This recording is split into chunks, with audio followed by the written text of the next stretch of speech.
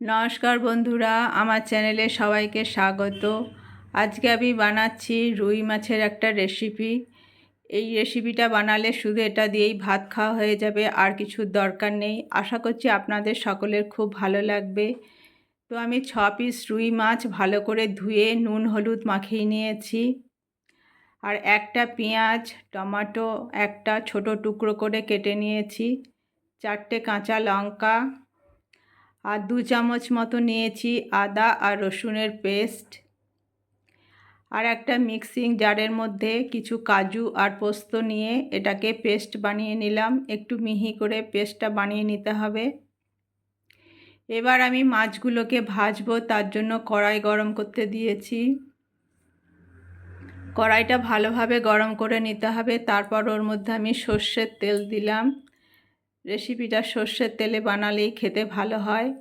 এবার মাছগুলোকে ছেড়ে দিয়ে আমি এগুলোকে উল্টে পাল্টে ভাজবো। মাছগুলো একটু কড়াভাবে ভাজতে হবে, যাতে কড়াভাবে ভাজলে মাছগুলো খেতেও ভালো লাগে। রেসিপিটা বন্ধুরা সত্যি বলছি খেতে কিন্তু দুর্দান্ত হয়, একবার বানিয়ে দেখবেন। এইভাবে দুই সাইডই যখন হালকা ব্রাউন কালার হয়ে গেল তখন মাছগুলোকে আমি তুলে নিলাম। একটু কড়া করে ভাজলে মাছগুলো যখন সিদ্ধ হবে তখন ভাঙারও চান্স থাকবে না। এইভাবে সমস্ত মাছগুলো আমি ভেজে তুলে নিলাম। তারপর ওই তেলের মধ্যে আমি জিরে, শুকনো লঙ্কা, 2টো এলাচ আর 2 টুকরো দারচিনি দিলাম। দিয়ে একটু নেড়ে নিয়ে ওর মধ্যে আমি যে পেঁয়াজটা কেটে রেখেছিলাম সেই পেঁয়াজের টুকরোটা দিলাম। দিয়ে অল্প একটু নুন দিয়ে এবার পেঁয়াজগুলোকে আমি ভেজে নেব। পেঁয়াজগুলো যখন ভালোভাবে একটু হালকা ব্রাউন কালার ভাজা হয়ে গেল তখন ওর মধ্যে আমি আদা রসুনের পেস্টটা দিয়ে দিলাম, টমেটো কুচি দিয়ে এবার একটু ভালো করে নেড়ে চেড়ে নিয়ে এবার কিছু গুঁড়ো মশলা অ্যাড করব। হলুদ গুঁড়ো, লঙ্কা গুঁড়ো, জিরে গুঁড়ো, ধনে গুঁড়ো আর অল্প একটু চিনি দিলাম। দিয়ে এবার মশলাটাকে ভালো করে ভাজতে হবে যতক্ষণ না মশলা থেকে তেল বেরিয়ে যাচ্ছে। পুরানো বন্ধুদের অনেক ধন্যবাদ এইভাবে আমার পাশে থাকার জন্য। এইভাবে মশলাটা ভালো করে মিশিয়ে নিয়ে দেখুন 4-5 মিনিট মতো ভাজলেই তেল বেরিয়ে যাবে। এবার এর মধ্যে আমি যে কাজু আর পোস্তের পেস্টটা বানিয়েছিলাম সেটা দিয়ে দিলাম। দিয়ে একটু ভালো করে মিশিয়ে নিতে হবে। মেশানোর পর আমি আগেও নুন দিয়েছিলাম, তাও পরিমাণ মতো আরেকটু নুন দিলাম, 4টে কাঁচা লঙ্কা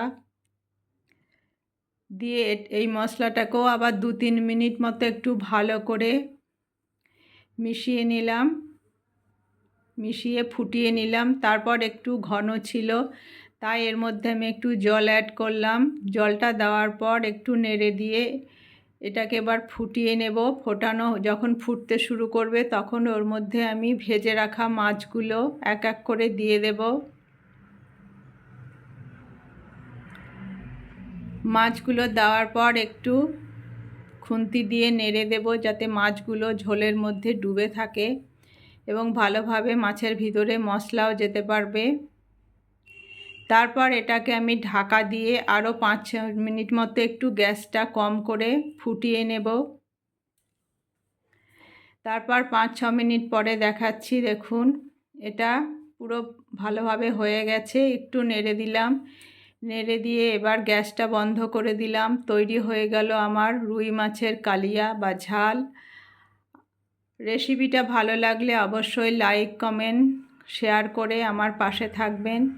নতুন বন্ধুদের অনুরোধ করছি আমার চ্যানেলটি সাবস্ক্রাইব করে আমার পাশে থাকবেন। আজ এখানেই শেষ করছি। সবাই ভালো থাকবেন, সুস্থ থাকবেন। Bye bye.